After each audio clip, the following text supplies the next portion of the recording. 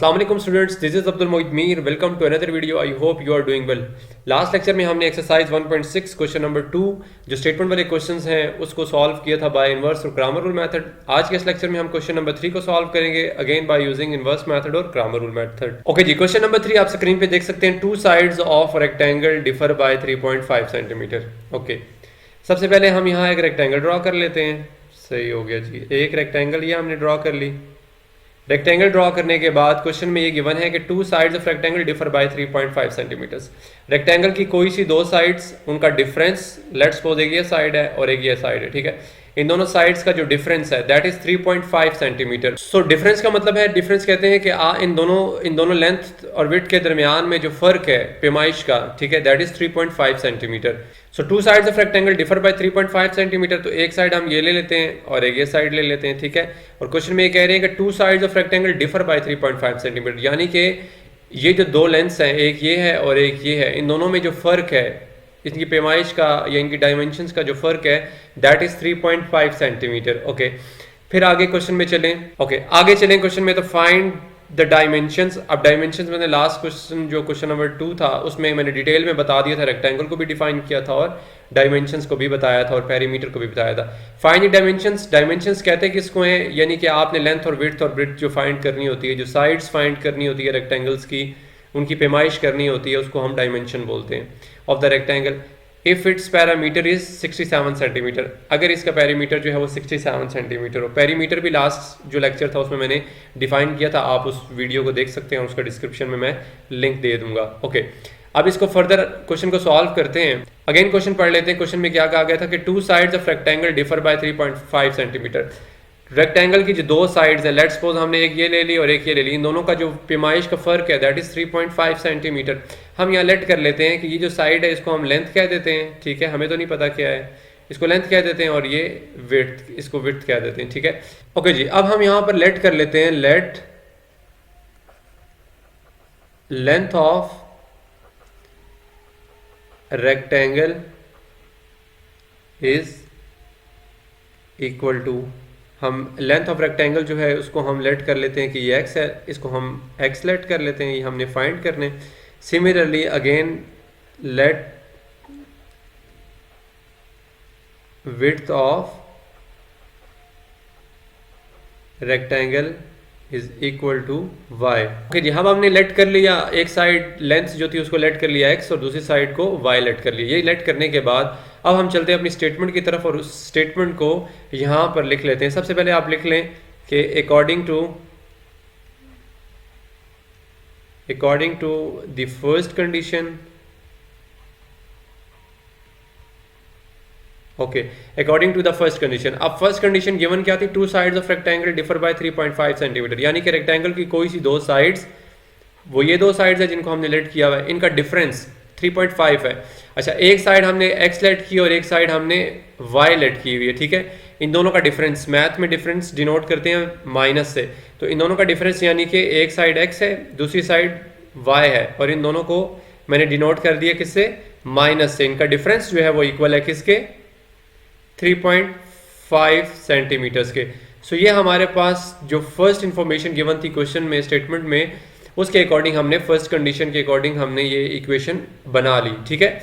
To sides of rectangle differ by 3.5 centimetre, एक side हमने x late की और एक y लेट की, और इन दोनों का डिफरेंस जो है वो इक्वल है किसके, 3.5 सेंटीमीटर के। तो हमने यहाँ पर वो लिख लिया। ओके, फर्स्ट हमने इक्वेशन लिख ली। अगेन अब हम यहाँ लिख लेते हैं according to the second condition. तो यहाँ according to the second condition, अब सेकंड कंडीशन क्या गिवन दी गई है, if its parameter is 67 centimetre. Okay, अब रेक्टेंगल का जो पैरीमीटर होता है, मैंने आपको कल भी बताया था लास्ट लेक्चर में क्वेश्चन नंबर 2 में, कि पैरीमीटर ऑफ रेक्टेंगल हम फाइंड आउट किसका करते हैं, ये एक फार्मूला होता है, उसके अकॉर्डिंग फाइंड करते हैं। तो वो फार्मूला ही यहाँ प्लेस करते हैं। वो फार्मूला क्या होता है मैं यहाँ पे लिख लेता हूँ, और यहाँ पर टोटल पैरीमीटर का जो आंसर है, यानी कि पैरीमीटर की जो एक्चुअल वैल्यू है, टोटल उसका जो आंसर है वो गिवन दिया हुआ है 67 सेंटीमीटर। तो हम यहाँ लिख लेते हैं पैरीमीटर का फार्मूला, वो इक्वल होता है 2 times of x plus y, ठीक है। ओके जी, पैरीमीटर हमें गिवन है ऊपर क्वेश्चन में 67 सेंटीमीटर। ओके, तो पैरीमीटर की जगह हम प्लेस कर देंगे 67 is equal to 2 into x plus y. Okay, ये 2 देखें मल्टीप्लाई हो रहा है, वहाँ जाकर क्या हो जाएगा डिवाइड, तो 67 divided by 2 is equal to x plus y, और इनकी कैंसिलेशन होती है यहाँ एक साइड पे मैं लिख के इनको कटिंग कर लेता हूँ, या आप डिवाइड भी करें तो यह आ जाएगा 2 3 ज़ा 6 2 3 ज़ा 6 एंड एक कैरी 2.5, ठीक है। तो यह आ जाएगा 33.5 is equal to x plus y, मैं दरमियान में लिख लेता हूँ और इसको तरतीब से लिख लेता हूँ एक्स प्लस वाई, वैसे तो ऐसे भी लिख लें तो कोई इशू नहीं है, इज इक्वल टू 33.5। ये हमारे पास सेकंड इन्फॉर्मेशन की मदद से सेकंड इक्वेशन हमने फाइंड आउट कर ली। अब मैं इन दोनों इक्वेशंस को एक साथ लिख लूँ ताकि आपको भी कंफ्यूजन ना हो।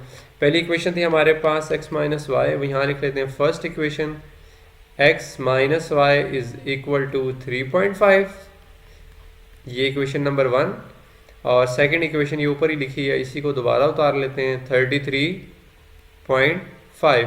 तो ये हमारे पास सेकंड इक्वेशन आ गई। ओके जी, इक्वेशंस बनाने के बाद the most important step is कि अब आपने इनको मैट्रिक्स फॉर्म में कन्वर्ट करना है, और ये आपको आता भी होगा क्योंकि आपने प्रीवियस क्वेश्चन नंबर 1 में जितने पार्ट्स है वो सब इसी तरह आपने सॉल्व किए थे। जस्ट स्टेटमेंट से इक्वेशन बनाना थोड़ा सा प्रॉब्लमेटिक होता है बच्चों के लिए, बाकी उसके बाद आई डोंट थिंक सो कि इतना मुश्किल होगा। बट चलें इसको अब हम कन्वर्ट कर लेते हैं मैट्रिक्स फॉर्म में। तो यहाँ लिख लेते हैं इन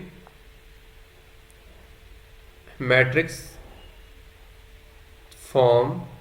ओके, मैट्रिक्स फॉर्म में हम सबसे पहले लिखेंगे यहाँ पर coefficients of x and y, first matrix उनका होता है। तो यहाँ पर देखें वेरिएबल एक्स और वेरिएबल वाई दोनों के कोफिशिएंट्स कुछ नहीं है तो डेफिनेटली 1 और 1 होंगे, बट वाई का कोफिशिएंट कुछ नहीं है तो -1 होगा क्योंकि इसके साथ माइनस भी है, तो -1 यहाँ लिख लेते हैं। सिमिलरली यहाँ पर एक्स का कोफिशिएंट कुछ नहीं है तो 1, और वाई का कोफिशिएंट भी कुछ नहीं है तो 1।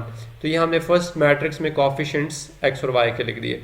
सेकेंड मैट्रिक्स जो है वो वेरिएबल्स का होता है, तो यहाँ हम लिख देते हैं x and y, and last जो मैट्रिक्स होता है इक्वलिटी के बाद जो हम लिखते हैं उसमें जस्ट कांस्टेंट लिखते हैं। वो कांस्टेंट कौन से हैं वो इक्वेशन के अंदर लिखे होते हैं। ओके, यहाँ लिख लेते हैं 3.5 एंड 33.5।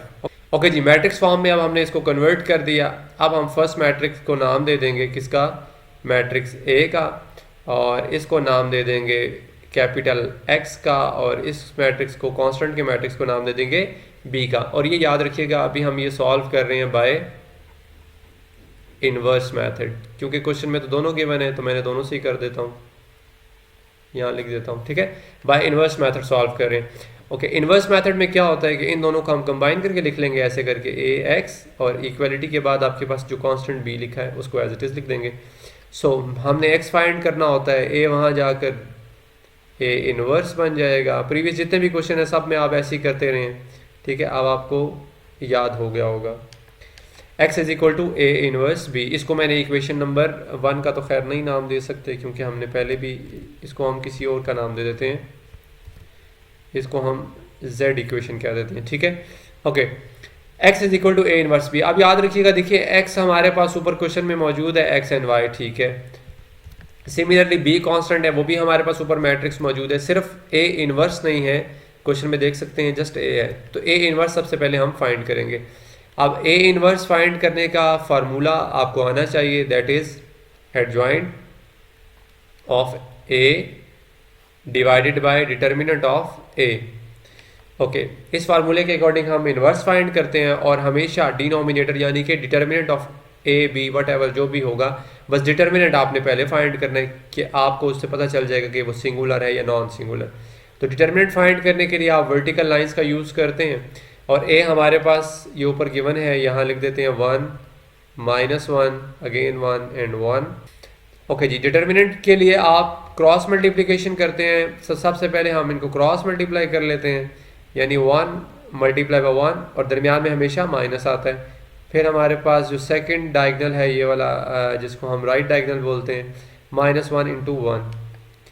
तो डिटर्मिनेंट ऑफ ए पीछे एज इट इज लिखते चले जाएं और इनको मल्टीप्लाई कर दें। 1 को मल्टीप्लाई 1 से 1 आ जाएगा, minus into minus that is plus, and 1 × 1 again 1। So determinant of A is equal to 2। So हमने डिटर्मिनेंट फाइंड कर लिया, दैट इज 2। इट्स मीन ये नॉन सिंगुलर है, तो यहाँ लिख देते हैं नॉट इक्वल टू 0, ठीक है। सो हम फर्दर क्वेश्चन आगे सॉल्व कर सकते हैं, हम इनवर्स इसका फाइंड कर सकते हैं क्योंकि ये नॉन सिंगुलर है।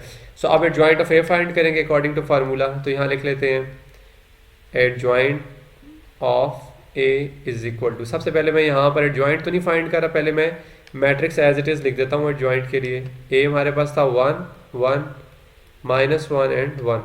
तो एडजॉइंट फाइंड करने का मेथड क्या है? वेरी इजी, जस्ट आपने इस डायगोनल की पोजीशन को चेंज करने और ये जो राइट डायगोनल है इसके साइंस को चेंज करना। देखिए यहाँ -1 था, मैं +1 कर दूंगा, यहाँ 1 था, मैं यहाँ माइनस कर दूंगा। जस्ट आपने साइन को चेंज करना और पीछे as it is adjoint of A लिख दें। तो ये हमने एडजॉइंट भी फाइंड कर लिया। अब हम लिखेंगे यहाँ पर फार्मूला प्लेस करेंगे again, A inverse equal to adjoint of A divided by determinant of A. Again A inverse is equal to adjoint of A आपने क्या फाइंड किया, और यहाँ पर डिटर्मिनेंट आप अलहदा से लिख दें, वो ज़्यादा अच्छा रहता है। डिटर्मिनेंट हमने 2 फाइंड किया था, सो 1/2, और एडजॉइंट हम यहाँ लिख देते हैं अलहदा से, एक ही बात है, ठीक है। 1 -1 1 एंड 1। ओके जी, ये आपने ए इनवर्स फाइंड कर लिया। अब ए इनवर्स जो आपने फाइंड किया इसको हम इक्वेशन नंबर जो z ऊपर लिखी थी x इज इक्वल टू, कहाँ थी ये, x is equal to A inverse B इसमें प्लेस करेंगे, ठीक है। ओके जी, मैंने इक्वेशन नंबर z अगेन लिख लिया, x is equal to A inverse B. अब इनकी जगह पर वैल्यूज प्लेस करेंगे। तो सबसे पहले x वेरिएबल हमारे पास किस मैट्रिक्स के बराबर था, x और y के बराबर था, तो वो ये प्लेस कर देते हैं, इक्वल के बाद इक्वल। और ए इनवर्स हमारे पास बराबर था, अभी हमने लिखा 1/2, और यहाँ पर मैट्रिक्स में हम लिख लेंगे 1 -1 1 एंड 1, जो भी हमने वैल्यूज फाइंड किए हैं। एंड बी हमारे पास इक्वल होता है किसके, 35, जो ऊपर क्वेश्चन में हमने कांस्टेंट वैल्यू लिखी थी वो यहाँ पर प्लेस करेंगे, 35 and 33.5। Okay, so x and y तो एज इट इज चलेगा लास्ट तक हमारा, क्योंकि ये तो हम अननोन है, ये हमने फाइंड करने हैं। 1/2 भी आप मल्टीप्लाई ना करें, लास्ट में इसको मल्टीप्लाई कर लीजिएगा। सबसे पहले हम इन दोनों मैट्रिसेस को मल्टीप्लाई करेंगे। वेरी सिंपल, कैसे मल्टीप्लाई करेंगे, इसका मेथड भी आता है कि फर्स्ट रो को मल्टीप्लाई करते हैं फर्स्ट कॉलम, तो यहाँ है ही एक कॉलम है तो उसी कॉलम से मल्टीप्लाई करेंगे। सो 1 × 35 मल्टीप्लाई करने में हम मेथड में दरमियान में हमेशा प्लस साइन का यूज करते हैं, and 1 × 33.5 bracket close. Okay, same as it is second row, again वही first column, so -1 × 35 and +1 × 33.5। Okay, again back पे आपने वेरिएबल्स का मैट्रिक्स एज इट इज लेकर चलना है, 1/2 भी एज इट इज लेकर चलना है। अब इनको आप सॉल्व कर लें, 35 को 1 से मल्टीप्लाई करें तो अगेन 35 आएगा दरमियान में प्लस, और 33.5 को 1 से मल्टीप्लाई करें तो वही आ जाएगा 33.5। ओके जी, -1 को 35 से मल्टीप्लाई करें तो डेफिनेटली -35 आएगा, एंड इनको मल्टीप्लाई कर लें तो ऑब्वियसली वही आ जाएगा 33.5। ओके जी, नेक्स्ट स्टेप में again x y as it is equal to 1/2 भी एज इट इज। अब हम इन दोनों को ऐड कर लेंगे, 35 प्लस, नो एक मिस्टेक कर दी है मैंने, यहाँ पर 35 नहीं, ये 3.5 है, मैंने देखा ही नहीं है, 3.5 है, नॉट 35। आप पीछे बैक पे भी देख सकते हैं, ये 3.5 है, तो यहाँ 3.5 आ जाएगा, यहाँ पर भी बस 3.5 आ जाएगा, तो ये मिस्टेक करेक्ट कर लीजिएगा। अब हम इनको ऐड कर लेंगे, 3.5 प्लस 33.5, सो इन दोनों को ऐड करने से हमारे पास आंसर आ जाएगा 37, एंड 33.5 माइनस 3.5, इन दोनों को सब्ट्रैक्ट करेंगे तो द आंसर इज 30। ओके जी, नेक्स्ट स्टेप में x and y variable again as it is. अब आपने 1/2 को अंदर मल्टीप्लाई करवाना है, कैसे करेंगे, सिंपल 1/2 मल्टीप्लाई बाय 37, अगेन नीचे भी ऐसे ही मल्टीप्लाई करेंगे, 1/2 मल्टीप्लाई बाय 30, इस ब्रैकेट को थोड़ा बड़ा करके डाल लें। Again x y as it is equal to, so 37 divided by 2, इन दोनों को अगर आप डिवाइड कर लें तो रिक्वायर्ड आंसर इज 18.5। आप कैलकुलेटर भी चेक कर सकते हैं। सिमिलरली 30/2, ये जो नेक्स्ट हमारे पास है, 30 को 1 से मल्टीप्लाई करेंगे तो 30/2 ही आएगा। इनकी कैंसिलेशन कर लें तो ये 15 आ जाता है, तो यहाँ लिख लेंगे 15। सो हमारा रिक्वायर्ड आंसर जो है फर्स्ट वेरिएबल का, that is x is equal to 18.5 and y is equal to 15। So ये दो सॉल्यूशंस हमने अननोन वेरिएबल्स के जो डायमेंशंस थी रेक्टेंगल की फाइंड आउट करनी थी वो वेरी इजीली हमने फाइंड आउट कर ली। अब हम इसको सोल्यूशन सेट में लिख लेंगे, therefore the solution set is 18.5 and 15, it's your required answer. Very simple, just आपने इसमें एक स्टेटमेंट को जो है वो थोड़ा सा अंडरस्टैंड करना है, उसको समझना है, उसके कॉन्सेप्ट को समझना है। जब आप स्टेटमेंट को अंडरस्टैंड करके इक्वेशन बना लेंगे, उससे आगे क्वेश्चन जो है वो इजीली प्रोसीड हो सकता है। आपने पहले भी ये क्वेश्चन किए हैं, बहुत आसान है, बहुत आसान है, इनकी प्रैक्टिस करें। अभी हम इसका जो अगेन इसी इक्वेशन को सॉल्व करेंगे by Cramer rule method. Okay जी, अगेन मैंने इक्वेशंस लिख ली हैं, अब इनको हम सॉल्व करेंगे by using Cramer rule method. Very easy.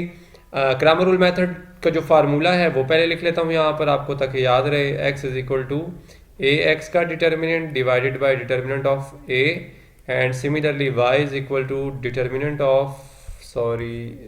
Of A y divided by determinant of a। इसको भी मैं कलरिंग कर देता हूँ ताकि आपको याद रहे। ये दो फार्मूले हैं जिसकी मदद से हम अननाउंस को इजीली फाइंड आउट कर सकते हैं क्रैमर रूल मेथड में। ओके जी, फर्स्ट ऑफ ऑल हम इन इक्वेशंस को कन्वर्ट कर देते हैं मैट्रिक्स फॉर्म में। सो मैट्रिक्स फॉर्म में कन्वर्ट करने के लिए यहाँ पर हम सबसे पहले एक्स और वाई वेरिएबल्स के कोफिशिएंट्स को इस ब्रैकेट में लिखेंगे। So coefficient of x y that is 1 and -1। Similarly यहाँ पर एक्स का कोफिशिएंट कुछ नहीं है तो डेफिनेटली 1 है, यहाँ पर वाई का कोफिशिएंट कुछ नहीं है तो डेफिनेटली 1 है। ओके जी, ये मैट्रिक्स हमारे पास, इसको हम लेट कर लेते हैं, ये एक इक्वल है। एंड बी मैट्रिक्स हमारे पास जो क्रैमर रूल मेथड में होता है वो कौन सा होता है, ये कांस्टेंट वैल्यूज का जो इक्वालिटी के बाद लिखी होती हैं। तो यहाँ लिख लेते हैं 3.5 एंड 33.5। ओके, सो सबसे पहले इस क्वेश्चन में फाइंड तो हमने डिटर्मिनेंट करना है, बट डिटर्मिनेंट तो अभी मैंने ऊपर इन्वर्स मेथड में फाइंड किया, तो डेफिनेटली इन्हीं इक्वेशंस का डिटर्मिनेंट फाइंड किया था, तो अगेन डिटर्मिनेंट तो वही आएगा, तो वही वाला डिटर्मिनेंट हम दोबारा यहाँ लिख लेते हैं, फाइंड करने की ज़रूरत नहीं है। ठीक है, तो ये determinant of A is equal to 2, ये हमने पहले से फाइंड किया हुआ, तो इसी को दोबारा हम यहाँ पर यूटिलाइज कर लेते हैं। फर्दर क्वेश्चन आगे सॉल्व करते हैं। हमारे पास एक्स फाइंड करने के लिए जो फार्मूला है ए एक्स का determinant divided by determinant of A, तो डिटर्मिनेंट ऑफ ए हमने तो फाइंड कर लिया, अब हम ए एक्स और ए वाई फाइंड करते हैं। तो यहाँ लिख लेते हैं ए एक्स। सो ए एक्स किसके इक्वल होगा, यहाँ डाल देते हैं ब्रैकेट्स, और यहाँ पर लिखते हैं ए वाई के लिए भी ब्रैकेट्स का यूज़ कर लेते हैं, और उसके बाद इनमें वैल्यूज प्लेस करेंगे। ए एक्स हमारे पास बेसिकली होता क्या है, ए एक्स का मतलब ये है कि ए वाले मैट्रिक्स में एक्स कॉलम को चेंज कर रहे हैं आपने। अब एक्स और वाई कॉलम्स किसको कहते हैं, ये ए मैट्रिक्स है, और इसमें जो फर्स्ट वाला कॉलम है ये एक्स के कोफिशिएंट्स का, जो ये सेकंड वाला कॉलम है ये y के कोफिशिएंट्स का है। अब क्वेश्चन में हमारे पास ए एक्स हमने फाइंड करना है, तो ए एक्स किसके इक्वल होगा, यानी कि मैट्रिक्स ऑफ ए में इस x कॉलम को आपने क्या करना है, चेंज करना है, यानी कि उसकी जगह b को यूटिलाइज करना है। ठीक है, तो यहाँ पर हम 3.5 और 33.5 यानी कि b वाला मैट्रिक्स का कॉलम लिख लेंगे, और ये जो y वाला कॉलम है ये वाला एज इट इज आ जाएगा -1 एंड 1। अब सिमिलरली ए वाई की तरफ आ जाएं। ए वाई का मतलब क्या है कि ए वाले मैट्रिक्स में वाई के कॉलम को चेंज करें। ये मैट्रिक्स ऑफ ए है, ये वाई का कॉलम है, इसको हमने क्या करना है, रिप्लेस करना है, किसके साथ, बी कॉलम के साथ। तो ए वाई यानी कि वाई में चेंज लाना है, तो वाई यहाँ पर होता है 3.5 इधर लिख देंगे और 33.5 यहाँ लिख देंगे, और जो फर्स्ट वाला कॉलम है वो ये वाला ए मैट्रिक्स का, वो एज इट इज आ जाएगा 1 एंड 1। तो यूँ हमने ए एक्स भी फाइंड कर लिया और ए वाई भी फाइंड कर लिया। ओके जी, अब हमने ए एक्स और ए वाई तो फाइंड कर लिया, जो फार्मूला है उसमें डिटर्मिनेंट हमने फाइंड करने हैं उसके अकॉर्डिंग। ठीक है, ओके जी, अब हम ए एक्स का डिटर्मिनेंट फाइंड करेंगे, तो ए एक्स का डिटर्मिनेंट हमारे पास क्या होगा, उसके लिए वर्टिकल लाइंस का यूज़ करते हैं, और matrix of A as it is entries लिख देंगे 3.5 33.5 -1 एंड 1। अगेन ए एक्स का डिटर्मिनेंट इज इक्वल टू, अब आपने लेफ्ट डायगोनल को मल्टीप्लाई करना है, जो मेथड है डिटर्मिनेंट्स को मल्टीप्लाई करने का, 3.5 इंटू मल्टीप्लाई बाय 1, और हमेशा डिटर्मिनेंट फाइंड करने के लिए दरमियान में माइनस का यूज़ करते हैं। अब हम इस राइट डायगोनल को मल्टीप्लाई करेंगे, that is -1 into 3.5। Okay, again determinant of A X is equal to 3.5 को 1 से मल्टीप्लाई करें तो डेफिनेटली 3.5 आएगा, minus into minus that is plus, 33.5 को 1 से मल्टीप्लाई कर लेंगे तो 33.5 आ जाएगा। ओके, नेक्स्ट स्टेप में आपने इनको क्या करना है, ऐड करना है। ए एक्स का डिटर्मिनेंट इज इक्वल टू, इन दोनों को ऐड करेंगे तो ये आ जाएगा 37। Okay, so determinant of A X तो हमने फाइंड आउट कर लिया। Determinant of A X find करने के बाद हम फाइंड करेंगे determinant of A Y. Again इसके लिए वर्टिकल लाइंस का यूज़ कर लेते हैं। ओके, सो वर्टिकल लाइंस का यूज़ कर लिया। आप करने के बाद हम ये वाली एंट्रीज लिख देंगे ए वाई की, that is 1 3.5, okay 1 1 3.5 and 33.5। Okay जी, इसी के आगे लिख लेते हैं। ओके, डिटरमिनेंट फाइंड करने का मेथड क्या है, मैंने अभी आपको बताया कि क्रॉस मल्टीप्लिकेशन करनी है। सो यहाँ लिख लें 1 मल्टीप्लाई बाय 33.5, दरमियान में क्या आएगा माइनस, और यहाँ क्या करेंगे राइट डायगोनल को मल्टीप्लाई 3.5 इंटू 1। ओके जी, 33.5 को जब 1 से मल्टीप्लाई करेंगे तो ऑब्वियसली वही आएगा, एंड माइनस 3.5 को 1 से मल्टीप्लाई कर लें तो डेफिनेटली 3.5 आएगा। ओके, 33.5 में से 3.5 को अगर माइनस कर लें तो required answer is 30। So determinant of A Y हमने फाइंड कर लिया, दैट इज 30। ओके जी, दोनों डिटर्मिनेंट फाइंड कर लिया। अब हम यहाँ पर दोनों के फार्मूलाज प्लेस करेंगे। x equal to determinant of A x divided by determinant of A. Similarly y is equal to determinant of A y divided by determinant of A. Okay जी, यहाँ पर अब हम वैल्यूज प्लेस करेंगे। x is equal to जो A x का determinant था वो हमने ये फाइंड किया 37, तो यहाँ प्लेस कर लेते हैं 37 divided by determinant of A that is 2। Again यहाँ पुट करेंगे y की values. So determinant of A Y हमने फाइंड किया है, ये फाइंड किया है 30, तो यहाँ प्लेस करेंगे 30 divided by determinant of A again 2। Okay, अब इनकी कैंसिलेशन होती है, तो कैंसिलेशन आप इनकी कर दें, क्या होगी, इसकी कटिंग एग्जैक्टली तो नहीं होती, कैलकुलेटर पे आप कर लें तो 18.5 आपका आंसर आ जाएगा। ठीक है, सो ये हमने x फाइंड कर लिया। सिमिलरली यहाँ 5 फाइंड करेंगे तो y इक्वल टू क्या आएगा, इनकी कैंसिलेशन होती है तो कर देते हैं 2 1 2 and 2 5 10, 15 is your required answer.